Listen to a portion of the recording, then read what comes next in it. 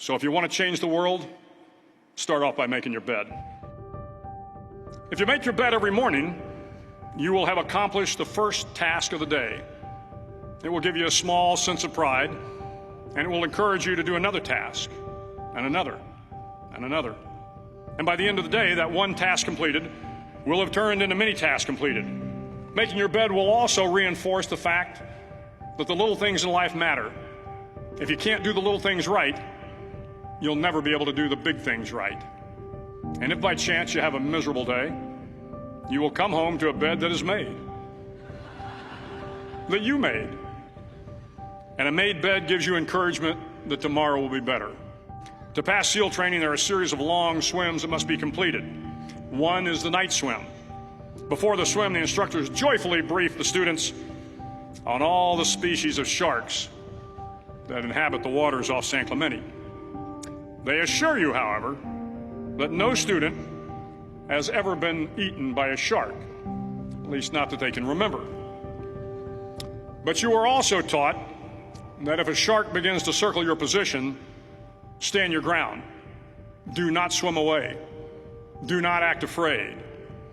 And if the shark, hungry for a midnight snack, darts towards you, then summons up all your strength and punch him in the snout, and he will turn and swim away. There are a lot of sharks in the world. If you hope to complete the swim, you will have to deal with them. So if you want to change the world, don't back down from the sharks.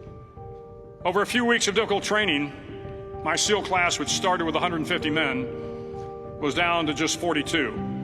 There were now 6 boat crews of 7 men each. I was in the boat with the tall guys, but the best boat crew we had was made up of the little guys, the Munchkin crew, we called them. No one was over 5'5". The Munchkin boat crew had 1 American Indian, 1 African American, 1 Polish American, 1 Greek American, 1 Italian American, and 2 tough kids from the Midwest. They out-paddled, outran, and outswam all the other boat crews. The big men in the other boat crews would always make good-natured fun of the tiny little flippers the Munchkins put on their tiny little feet prior to every swim. But somehow these little guys from every corner of the nation and the world always had the last laugh, swimming faster than everyone and reaching the shore long before the rest of us. SEAL training was a great equalizer. Nothing mattered but your will to succeed, not your color, not your ethnic background, not your education, not your social status. If you want to change the world, measure a person by the size of their heart, not by the size of their flippers. The 9th week of training is referred to as Hell Week. It is 6 days of no sleep, constant physical and mental harassment, and 1 special day at the Mud Flats. The Mud Flats are an area between San Diego and Tijuana where the water runs off and creates the Tijuana Sloughs, a swampy patch of terrain where the mud will engulf you. It is on Wednesday of Hell Week that you paddle down to the Mud Flats and spend the next 15 hours trying to survive this freezing cold, the howling wind, and the incessant pressure to quit from the instructors. As the sun began to set that Wednesday evening, my training class, having committed some egregious infraction of the rules, was ordered into the mud.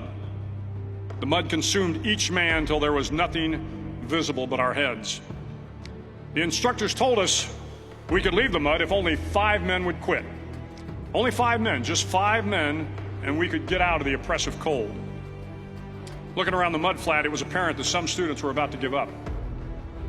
It was still over 8 hours till the sun came up. 8 more hours of bone-chilling cold. The chattering teeth and the shivering moans of the trainees were so loud, it was hard to hear anything. And then one voice began to echo through the night. One voice raised in song. The song was terribly out of tune, but sung with great enthusiasm.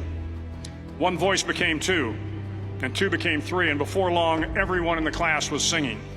The instructors threatened us with more time in the mud if we kept up the singing, but the singing persisted.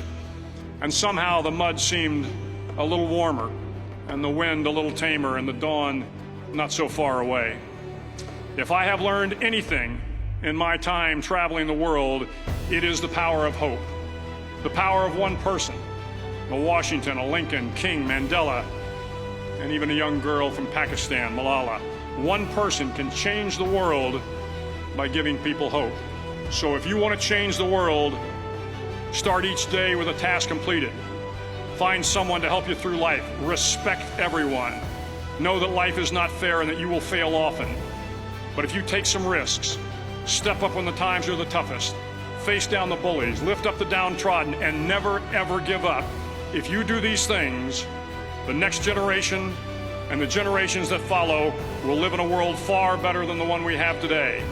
And what started here will indeed have changed the world for the better.